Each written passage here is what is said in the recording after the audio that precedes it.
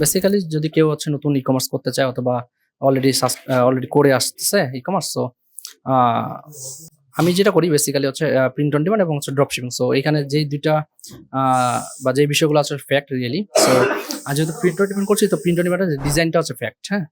Design এবং হচ্ছে নিজের অডিয়েন্স। আর যদি ধরেন যে নিজের অডিয়েন্স না থাকে, সো সে যেটা করতে পারে যে পেইড একটা অপশন আছে যে পেইড মার্কেটিং। সো আমরা যেটা করে আসতেছি, আমরা ফ্রি প্লাস হচ্ছে paid marketing.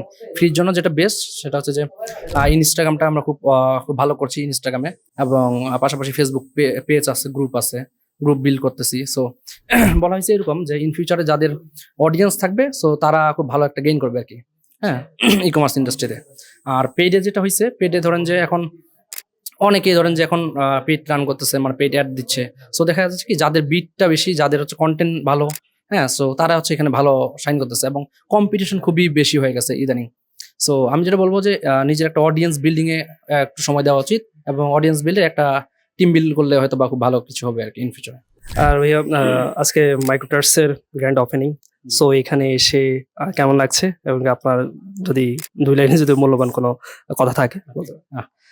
First of all মাইক্রোটাস্টের যে ইন্টেরিয়র আমার খুবই দারুণ লাগছে, জাস্ট ওয়াও।